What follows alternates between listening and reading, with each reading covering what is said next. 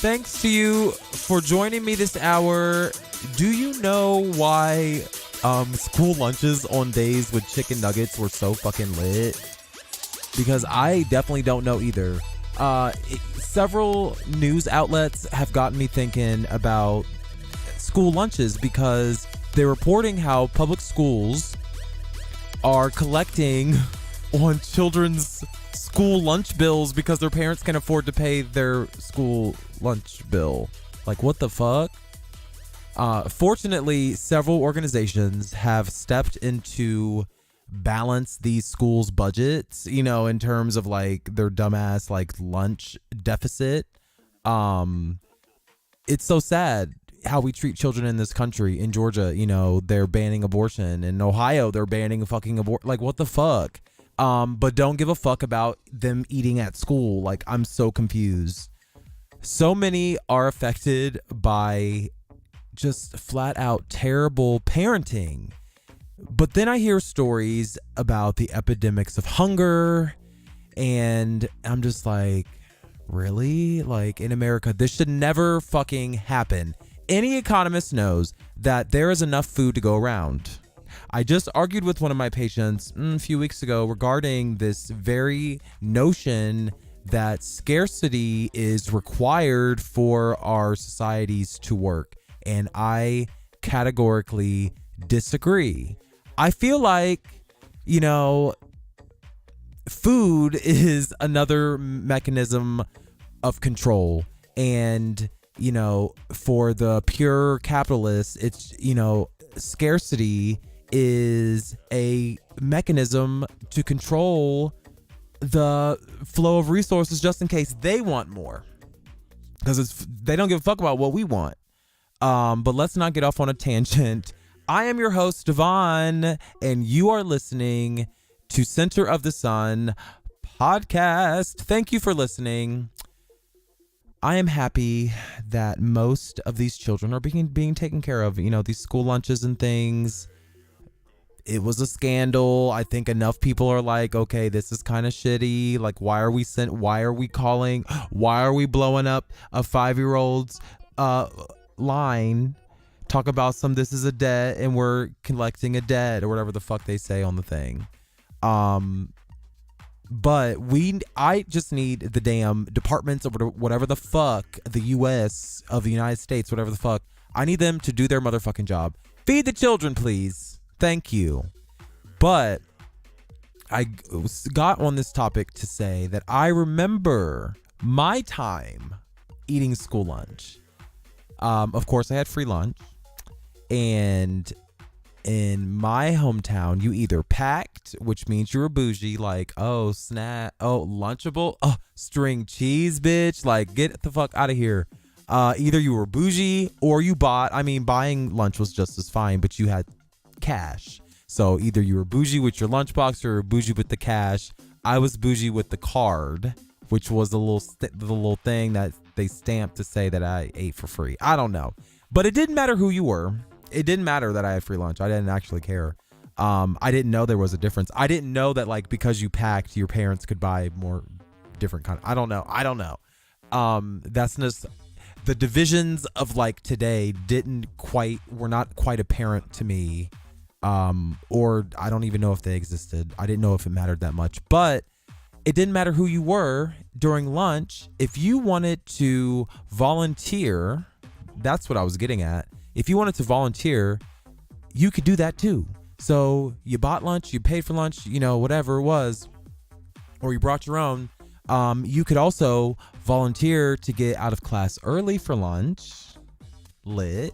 Like, come on. Like, who doesn't want to get out of class early? And then you could help take the nuggets. They would announce it like we want, like, I forget how they did it, but it was like you took turns, and like if you wanted to be a volunteer, you could like sign up, and then you would like get a little shift to take the little nuggets out the baking sheet. You know, they were cool. They cooled them off, and then you took them off the baking sheet and put them in the serving dish or whatever it was. Do you remember the plastic gloves, like the church lady plastic gloves, or the lunch lady rather plastic gloves? They were just like very thin and like really like swishy, and the aprons were too big. But, you know, I fucking loved to hand out the fucking chocolate milk. Like, that was my lane. That was my ministry. That was my ministry.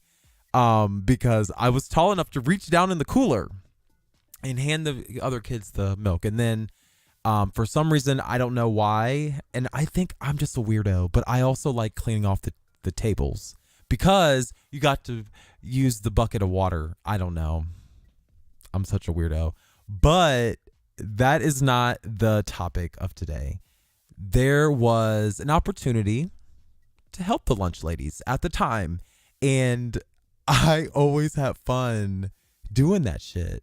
I guess I just like helping people. Thank you for listening to Center of the Sun. I don't know.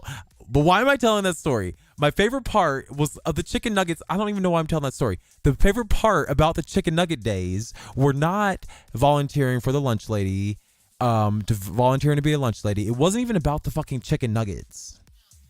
It wasn't about the milk, and it wasn't about helping clean up afterwards or helping or anything. You know what it was? My favorite part of chicken nugget day at school? The honey. Bitch, the honey. At the end of the lunch line, there was always a huge carafe of honey, just filled with honey. And so the lunch tray, you can imagine, is 5 spaces, 4 small spaces and 1 large space for like your entree. 1 square, you know, one's round, 1 square, 1's rectangle, 1's just like a weird shape. And you would get your food, but they would always leave 1 space on the lunch tray for your milk or something. But on those days, you would fill that bitch up with what? Honey, bitch. So you could dip your hot chicken nuggets in there. To this day, I never eat honey on my chicken or honey any time. That's weird. There are instances, or there are just like a few instances when I don't have a choice but to eat honey. Like there's a restaurant here down on like Vine Street or whatever, and they're like, our chicken is so good that we don't even have sauce for you to even ask for. Like, bitch, you want salt? No. You want ketchup? No. You want ranch? No. But what we got is honey. And it's spicy. Like, fuck your stomach. Like, all we got is the spiciest fucking honey. That's your sauce, or eat our chicken, or get the fuck out. Like, that's how people do in my city. Don't ask. But outside of that setting, I never ask for honey at restaurants. Like, even if I go to McDonald's, I mean, I know they serve it. I know they serve honey at McDonald's for chicken nuggets, so that's good. But like, where else do they don't really serve honey? Because it's kind of like a thing. It's kind of because we're killing the bees. They don't want to like tell us that. Oh, you know what? I guess the closest thing that I would get is like a honey mustard. So like a grown up honey. Maybe, oh my God, shit. Maybe that's a conspiracy, like making us eat honey mustards, like taking us away from honey, because we know we intuitively want honey, but they're like, no, eat honey mustard because that's grown up. Anyway, I never ask for honey at restaurants. I don't know why, and I still don't understand why schools chose to serve honey to the students. Well, I think it's because, so I think it's just because it's just another thing about nutrients. Like they needed something else to put on the plate with nutrients. So they were like, honey, duh. It's sweet. It goes with it. It's fine. You know, whatever. Because they always had ketchup and mustard and stuff too. But on chicken nugget day, you would want honey because they wouldn't have honey any other time. And the vast majority of people got honey. I mean, there were a few people that would like mix it with like ketchup and be weird with it, or like people would use the honey to like build like towers and shit. And of course it'd be sticky. So then that's why like we would need to like clean off the table with the bucket of water after. It was like lit. I love those days. So why are we talking about honey? Why am I telling you this weird ass, like boring ass story about lunch as a child? And if you haven't noticed, today we're talking about honey, but the focus is not just on honey. It's on a entire segment of the food industry called functional foods, or more so foods that are so rich in nutrients, they are basically a medicine. Like, what? Turn up. Honey is one of those natural compounds that feels so normal to just have in the house. It's just there. Like, oh, you got some honey? Yeah, of course. Like, get the little bear out the thing. But it should be the main ingredient to your healthy diet. It should be in your pantry right now. And if you don't have it, I'm gonna tell you why you should get some honey. Okay, honey. And I got a lot of this information because I've been a research assistant for the last 6 years, and doing public health research and just like doing a lot of things in regards to just like trying to decrease threats to people's health. And every day it astounds me, like literally, how curious I am all the time. I'm so nosy. I tell my patients this. I'm like, I'm not even asking you this for like personal reasons. I just want to know. Like, yeah, I'm compelled. I don't know. I want to ask you these questions, and I think it comes from this need to feel helpful to other people. And even though I work in a fast-paced environment, it's pretty new. You know, my work is pretty nuanced, but it's like fast, and so like it's just like it is what it is. And as long as and it's research, so because you do things in a standard process every time, even though you have 50 different studies that do 50 things 50 different ways. Anyway, you know, I work in an environment that I'm trying, even though I work in this environment, high energy, fast-paced environment where we're using biomedical interventions to address public health crises. Like, I work with pharmaceutical companies, I work with the government, I work with investigators to find answers to just devastating problems with our communities. But I'm still Devon, and even though I am very curious and I like having more information than less information, so even though like something is detrimental to society, potentially, I would prefer to know what that is. Even if it is a medication or whatever it is, I want to be a part of that process because I feel like it's valuable. But I always want to be cognizant of the fact that I also believe first that we should always first look within to find our answers, and then secondly to Mother Earth, and then to external sources of information. So I'm saying all that to say that I like to have evidence. I like my assertions to be evidence-based. They don't have to be perfect. They don't have to cover the 100% of people. But when I research things, I like to use journals and scholarly articles and sources of information that won't make me a laughingstock to all of my friends.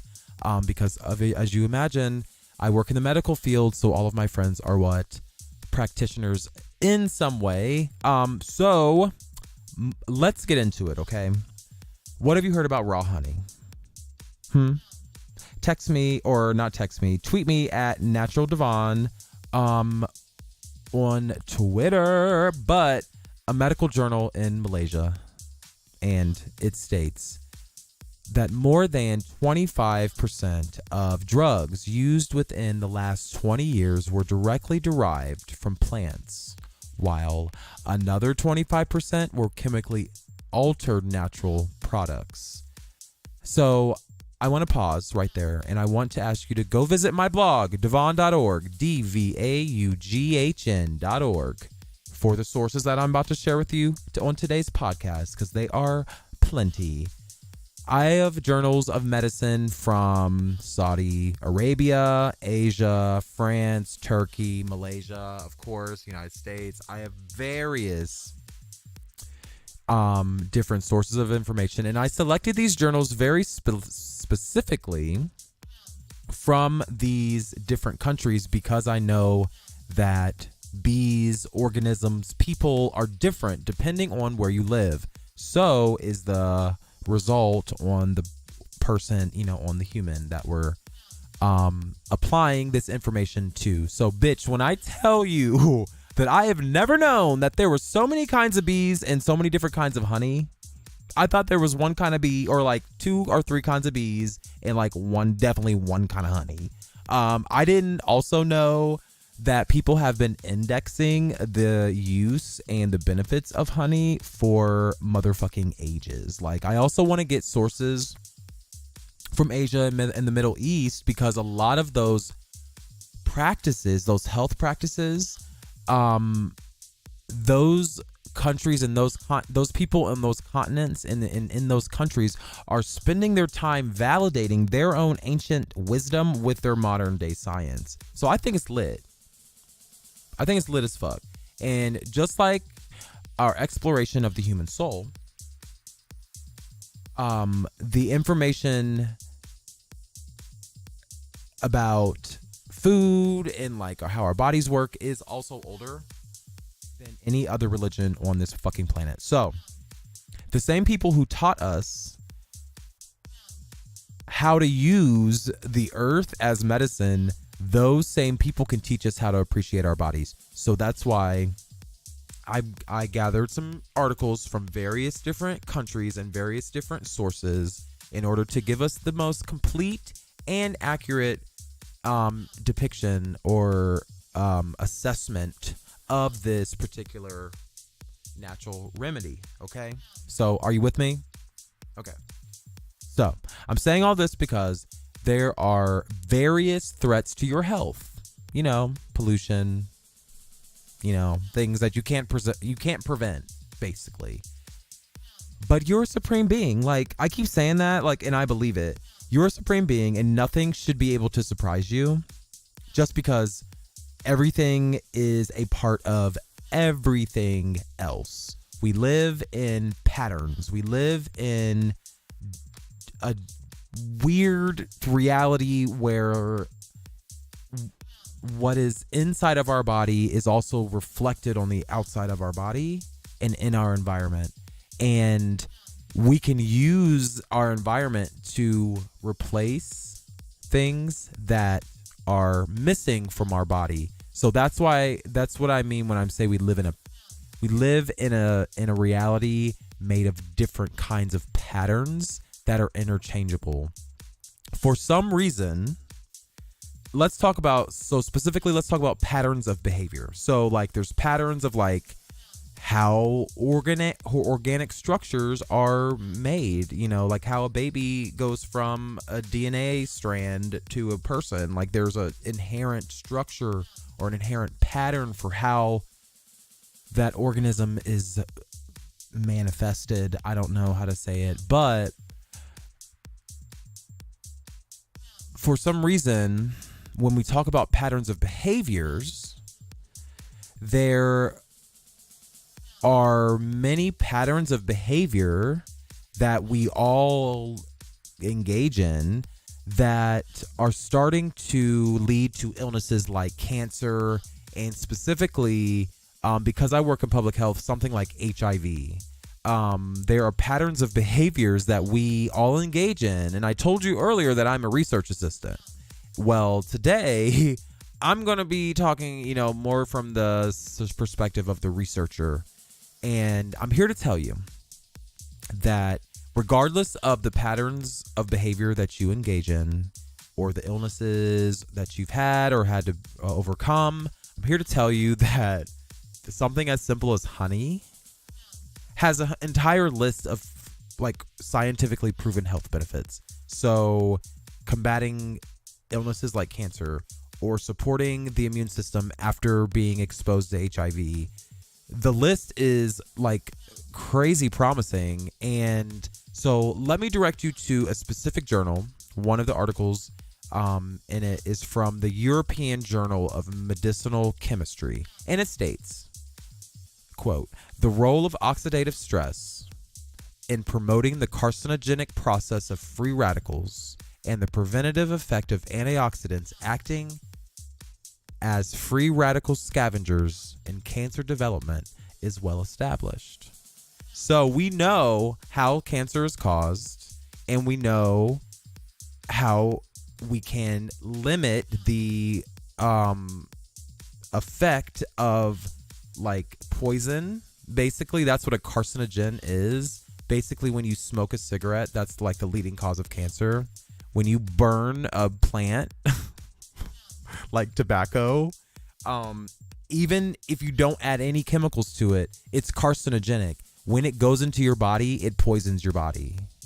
And the human body is resilient, so generally it can like push that shit out, and you know, it's fine. You can smoke every now and then. Your doctor won't kill you. But over time, it leaves waste in your body, and those free radicals and that waste is encapsulated in your cells. And when it's in your cells, then when that cell replicates, it just replicates shit. Okay? But the body is resilient. So when you don't eat properly, you limit the body's ability to expose of waste. Woo! So your body cannot properly function. Are you with me still? I'm just like, oh my God. Your body can't properly function because we are supreme beings. We don't feel the effects of poor diet, low exercise, or low activity, low activity. We don't feel the effects of like living in New York City. We don't feel the exposure to pollution as like detrimental to our body. But over time, you know what can happen. It's cancer. You can't breathe in exhaust fumes from buses all day and expect your lungs to be okay. So then, once you're exposed to carcinogens and all kind of things, you can develop cancer. That requires millions of dollars of medical treatment, potentially, and fatal outcomes. These journals don't discount cancer treatment. So I don't want to start on the Hotep thing. Like, we just need some herbs, bro. Like, no. Because once you get cancer, I don't know what to do. But these journals are instead supporting the easy ways that we can prevent cancer. This process is called chemoprevention. It's like, wait, what does chemo mean? Like, what does chemotherapy mean? So chemoprevention is supported by hundreds of double-blind studies, many of them not even conducted in the United States because, like, millions of dollars, of course.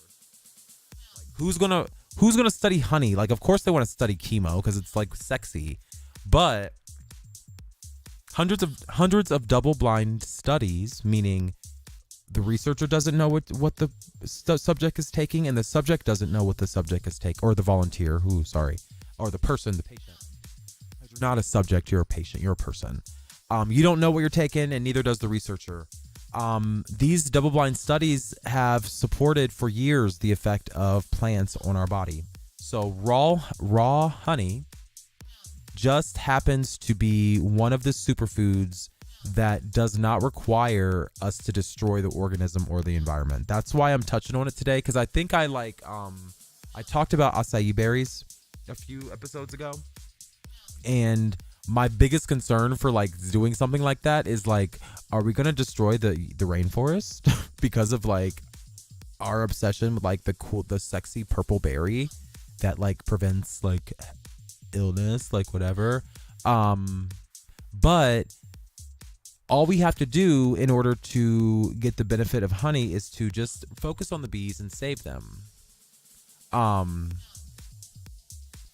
Also, honey has an inflammatory property as well. So this is especially concerning for those who are living with an illness like HIV.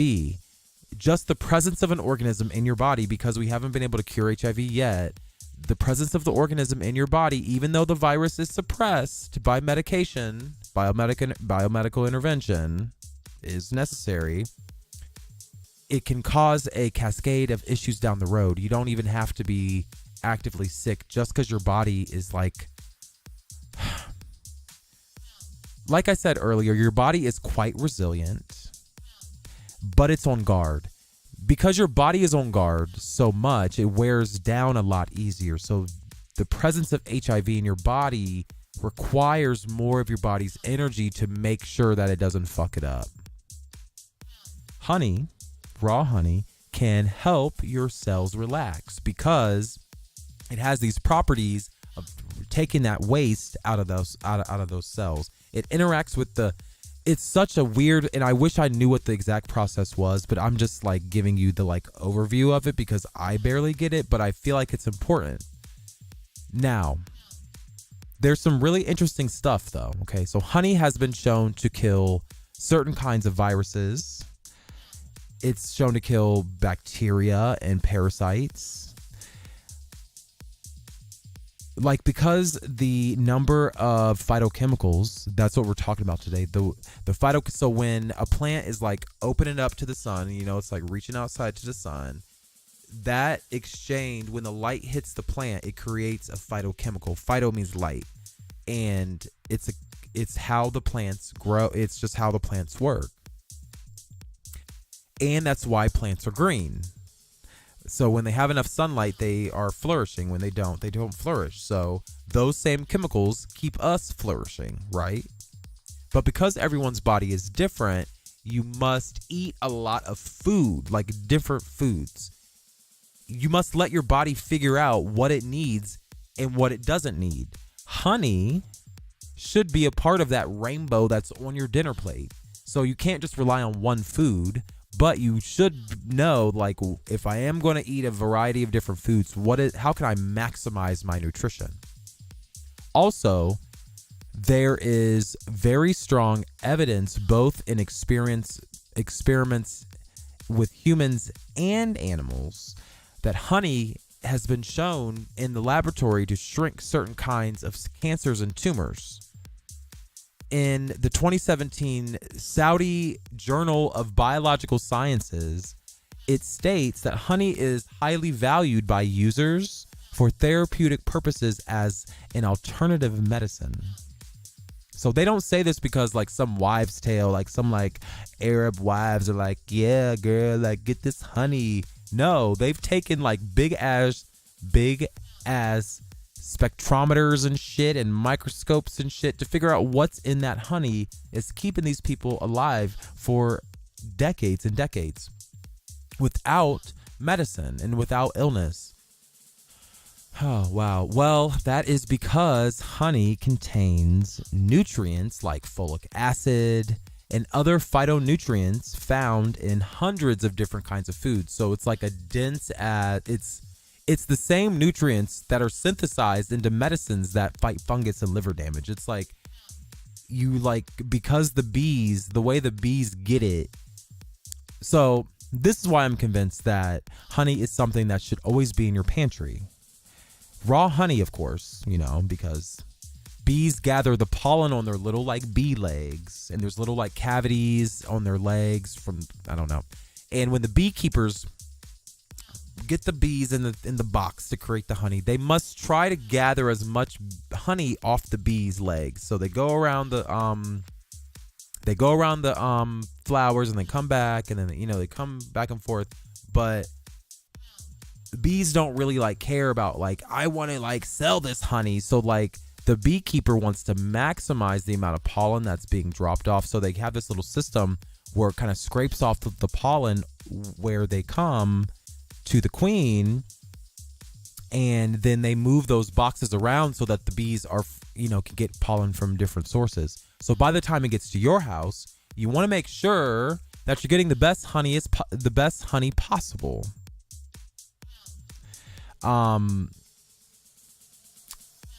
And it can also help with like your sperm count and like stuff like that.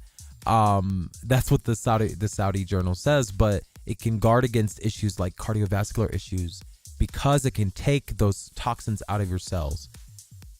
The best honey, in order to maximize nutrients and maximize the health benefits of it, is just to go to your farmer's market and find the local person that, keeps bees.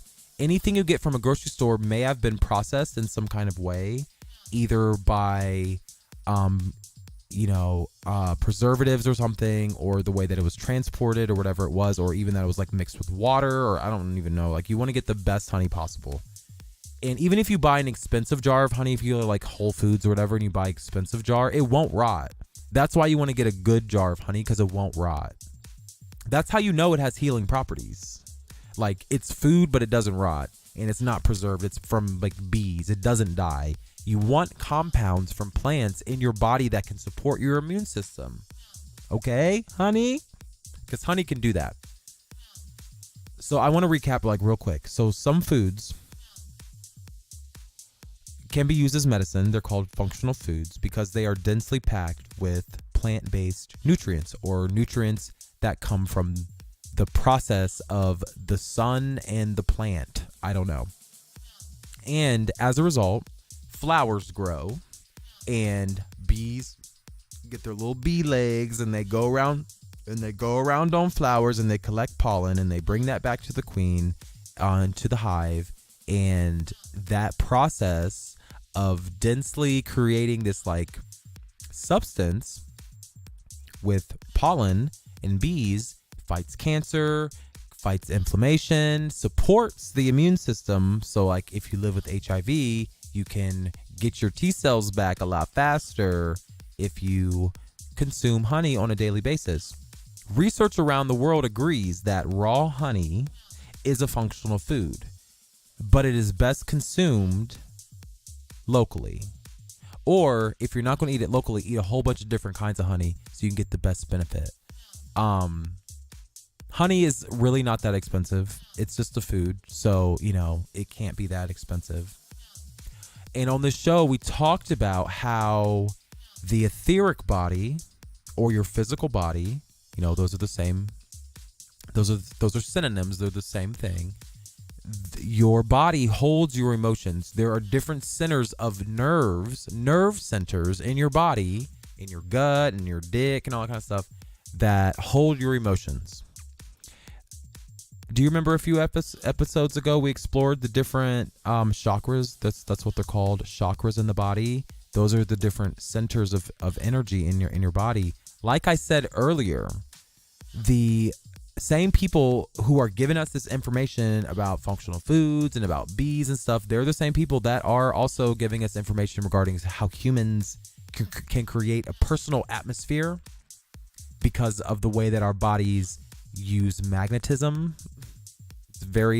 It's very elusive, but you know, we're going to try on this show to deconstruct these ideas. Just like James Charles, or whatever his name is, with the makeup. You know, he's just a very sad example of how you use your personal atmosphere, you know, like your vibe, to influence and manipulate other people. Because he's young, I'm sure he'll, you know, bounce back from his most recent scandal with Tati or Tatiana, whatever. For some reason, it's just like cracking me up, because nobody has patience for predators anymore. Like, everyone's like, what we're doing is like canceling everybody. Everybody is going down. R. Kelly, Harvey Weinstein, who the fuck else? Donald Trump is going down too. I was even shocked. I was even like literally shocked most recently to hear about the Vatican changing, like releasing their rules around like sexual abuse reporting. I don't know. For years, people have been like keeping these sex scandals within the Catholic Church such a secret. Well, honey, those days have ended. I'm not even Catholic. Who cares? But it's a huge step in the human consciousness. That's what I'm worried about. Human consciousness. It's a huge step. And something as delicious as like fucking raw honey can get you to a place where you can evolve your thinking to a higher form. So we can start evolving and like doing things in a way that is like not detrimental to our health. So going back to all this James Charles drama, the algorithms, because I've been like looking at James Charles things, the algorithms have been placing Jeffree Star, I guess his competitor, Jeffree Star videos in my YouTube feed. And it's gotten me thinking about The Matrix, you know, not the movie, but like the real thing that we're trapped inside of. It has me thinking about all of this phi-based, you know, as Savan Beaumar, or whatever his name is, Mr. SecretEnergy.com. he talks about in regards to like numerology and stuff like that, he talks about how we live in a superficial world because of the symbols we use, and specifically the star, the phi based symbol of the five, the pentagram, whatever it is. Basically, what I'm trying to get at is that there are certain symbols that are very apparent, and once you kind of like start recognizing these symbols, you're like, oh, okay, that's a phi-based symbol. That is an unbalanced that is an unbalanced worldview, basically. And it's all superficial, and I wish I was explaining it in better detail, but we are not anytime soon, but that is why we started Center of the Sun, because all of this superficial stuff is going out of style. And a shift in the way that humans live and think and feel and interact is coming as soon as like next year. Because of the way that technology is moving, people are predicting that we are going to be like exposed to AI and all kind of stuff, but we're going to understand the human soul a lot better. So we're going to be understanding how all of these symbols are influencing our worldviews. And I'm not sure what exactly will happen. I just know that Christianity is out the door, and we need to be focusing on the body's esoteric energy system. So, Jeffree Star, James Charles, or whatever his name is, I don't know. I can't stand people with two first names. I don't know how to say it.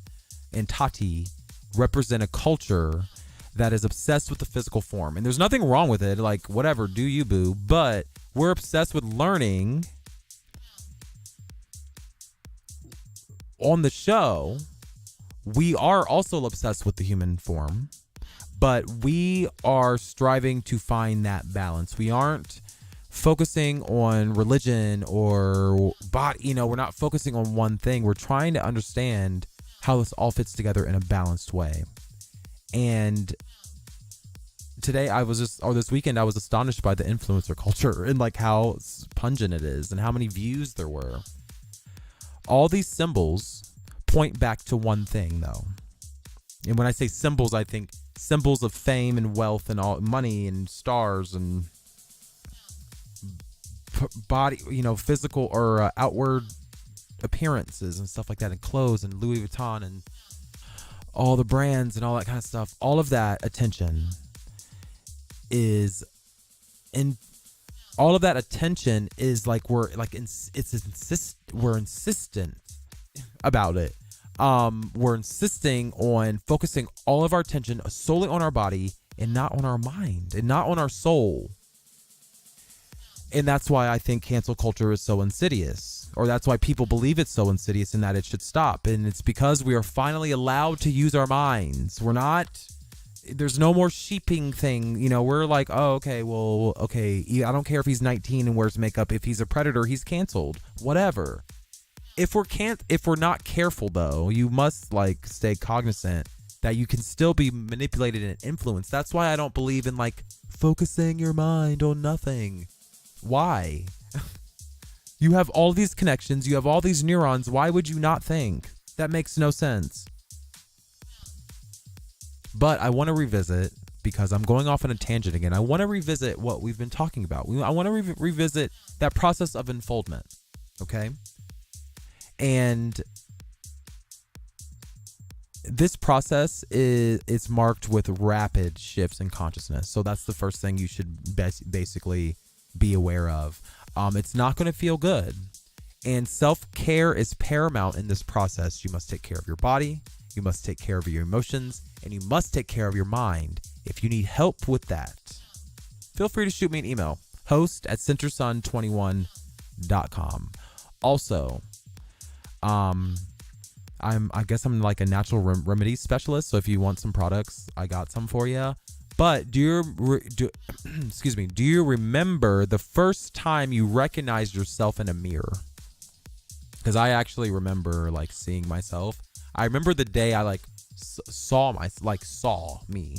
like, oh, that's me. You know, like as a kid, like, oh, that's what I look like. I'm a boy. It's still an odd memory, but prior to that day, I had no concept of my etheric self or my physical body.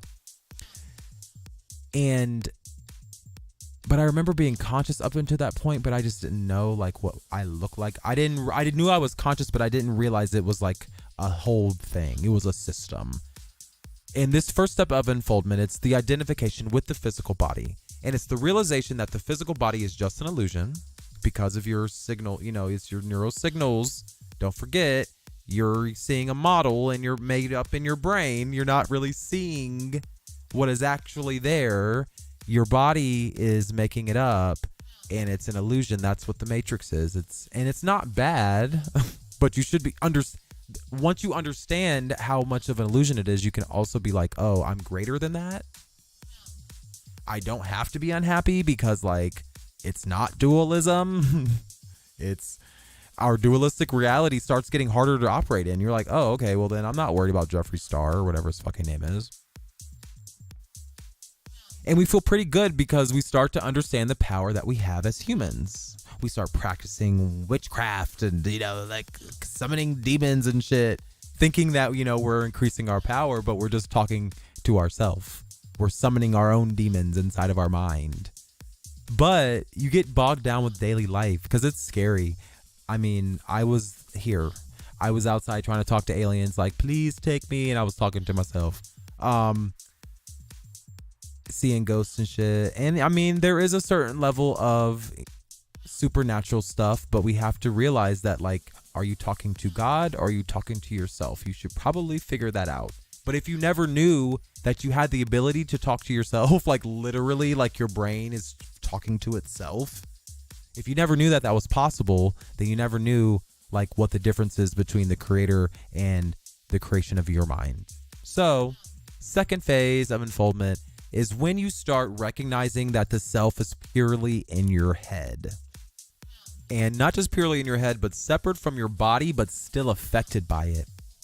That's why Beyonce keeps telling you to be vegan. You just saw her at the whatever, the Patriots game or the Jungle game. I don't know who the team was, but who were wearing all those moons all over her. I loved it. But anyway, that's why she keeps telling you to be vegan. She wants you to ascend to this phase of realizing that form and self are not the same. I feel like I'm stuck in this phase because when I meditate, I do so with intention.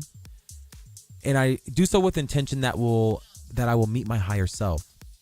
And you see how I'm still speaking to myself in terms of higher self and lower self. This is okay because we have to start somewhere, but like I know that's like I'm speaking to, there is no higher self, there's just self. But in order to like get to that like oneness with my entire consciousness, there's levels. And the third stage, I hope you understand this. If you need clarification, please tweet me at Natural Devon on Twitter. The third stage is really when it starts getting weird. So you're starting realize that you are a supreme being locked in a physical form. And I've said this before, and by realizing this actually is a whole new level of consciousness. So humanity starts to feel like a privilege more than a chore. You're a supreme being. You cannot be contained. This is the point at which you want to maximize your time here on Earth. So even though you cannot be contained, you are contained. So you can't be contained forever. That's what I mean. And this is the point at which you want to maximize your time on Earth. And you realize that your soul chose your body. You chose your reality. Weird, huh? Yeah, it's weird. But that is how it works. Moving along to stage 4, where the soul starts to dominate the physical form. So the shift of consciousness starts once again. Things start getting weird. This is where a lot of people start finding truth, but they stay there, which is problematic. This is because the emotions are paramount to human survival. So it's weird to like transcend the physical form. It's like weird because it's like no longer human. the will of the soul must find a way to supersede the needs and desires of the physical body. Little by little, over the course of time, the soul becomes whole with the body. So that oneness is a thing. This is the point at which someone can start helping the human race as a whole. So like the monks, I guess, like the monks that are like on the mountain who can like pray in like negative Arctic winter and be like melt the snow around them, like, and they're just praying all day. Like that's the point at which like you start to ascend. It's possible. There is evidence of this happening, and I'm saying it in these terms of like the soul and stuff, but it's really, I mean, you can be an electrical engineer and get the same information because it's the nature is reflected inside of our body and vice versa. We live in a series of patterns. So if magnets work, if like crystals, you know, and stuff like that, we are organic form. So like all the things, organic and inorganic, they all have the same properties of magnetism. And let's move on to stage 5, because this is where magnetism and stuff becomes important, because you're approaching initiation. The will of the soul becomes automatic, and you start to shed your ego. So this is when you stop thinking. When it becomes automatic, you don't have to try to do anything. This is why like no one's path is wrong, because like you can be a Christian or a Muslim or whatever it is, because you're going to get to this point anyway. There will be a point, and maybe not in this lifetime, but in whatever lifetime, there will be a point where you will ascend to initiation. You have to get there yourself. You have to shed your ego automatically. You can't force yourself to do anything you don't want to do because you chose it. You chose to be here. So anyway, moving along, you also have an informed voice. So Albert Einstein and all these people with all these ideas and shit, they had an informed voice. That's called your intuition. That's called pure vision, direct knowledge. And you have the ability to use and direct that energy. That's why it's important. You can be an X-Man or whatever the fuck you want to be. But like in terms of like human spirituality, not physical, not fiction. And remember when we talked about the different bodies? What are the different bodies? Raise your hand. Astral body, etheric body, mental body. Those are just the main bodies, but those start to fuse together, okay? And you have started to achieve the level of God. This is why Kanye West seems weird, because for some reason someone told him this, but he didn't ascend, and he just kept using drugs. He probably was like doing acid or something. But I mean, no one's path is wrong, so you'll get there how you'll get there, hun.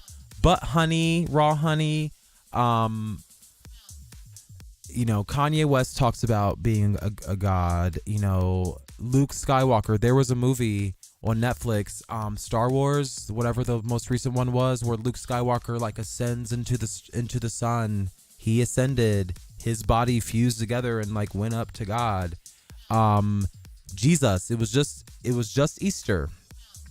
The story of Jesus is the same exact. These 5 steps, you can deconstruct the story of Jesus in these 5 steps. That's why I think the Bible is just a badly transcribed version of ancient teachings, or translated version, because Jesus is another filled out template. Jesus is another template, another iteration of the patterns that govern our reality. And you know what? That's going to be it for today. We can prevent cancer. We can prevent heartache and all of these things with the natural tools in front of us. And then we can even get even better, more lit by supplementing our natural tools with synthetic tools like biomedical interventions. So try some raw honey today or tomorrow, and I will catch you on a later day. Thank you for listening. I am your host, Devon. Please send your questions to host@centersun21.com, or you can tweet me at Natural Devon on Twitter. You definitely can visit my blog for all of the sources and the transcript of today's episode at devon.org. That is DVAUGHN.org. Have a great day.